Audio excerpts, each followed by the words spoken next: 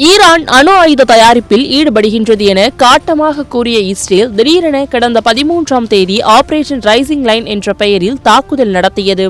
இதைத் தொடர்ந்து ஈரானும் பதில் தாக்குதலில் ஈடுபட்டது. இதனால் இரண்டு நாடுகளிடையே போர் பதற்றம் அதிகரித்தது. இந்த நிலையில் ஈரானுக்கு எதிராக அமெரிக்காவும் போரில் இறங்கியது. ஈரானின் பர்தவ், நடான்ஸ் மற்றும் எஸ்பஹான் ஆகிய 3 அணு உலைகள் மீது தாக்குதல் நடத்தியது.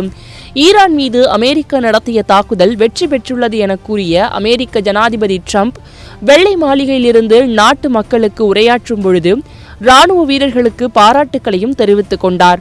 அமெரிக்க விமானங்கள் வெற்றியுடன் தாக்குதலை நடத்தி முடித்து திரும்பிவிட்டன என்றார். ஆனால் அமெரிக்காவின் பிரபல செய்தி நிறுவனமான CNN மற்றும் தி நியூயார்க் டைம்ஸ் செய்தி நிறுவனங்கள் வெளியிட்ட செய்தியில் அமெரிக்கா நடத்திய தாக்குதலில் ஈரானின் அணு உலைகள் அழிக்கப்படவில்லை. அமெரிக்காவின் பாதுகாப்பு உளவு அமைப்பு நடத்திய தொடக்க மதிப்பீட்டில் தாக்குதல்கள் தற்காலிக பாதிப்புகளையே ஏற்படுத்தியுள்ளன. ஈரான் ஒரு சில மாதங்களே அணு திட்டத்தில் ஈடுபட முடியாமல் போகும். ஈரானின் அணு உலைகள் தொடர்ந்து செயல்படும் வகையில் நன்றாக உள்ளன.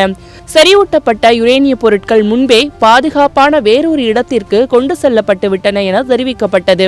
ஆனால் ஈரானில் நடந்த ராணுவ தாக்குதல் வெற்றி என ட்ரம்ப் கூறி வந்த நிலையில் இந்த செய்தி சலசலப்பை ஏற்படுத்தியது.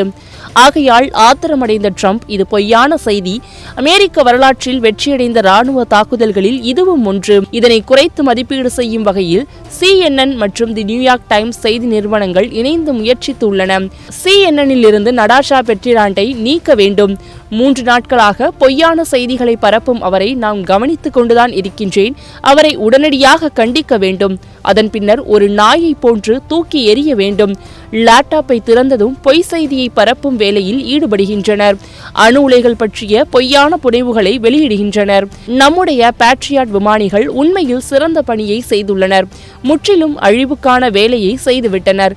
ஆனால் அவர்களை மோசமாக சித்தரிக்கும் வகையிலான முயற்சிகளை மேற்கொண்டுள்ளனர். பொய்யான செய்தியை வெளியிடும் CNN-இல் அவரை வேலை செய்ய அனுமதிக்க கூடாது என தெரிவித்துள்ளார். இதனை ட்ரம்ப் தனது சமூக வலைதள பக்கமான ட்ரூத்தில் பதிவிட்டுள்ளார்.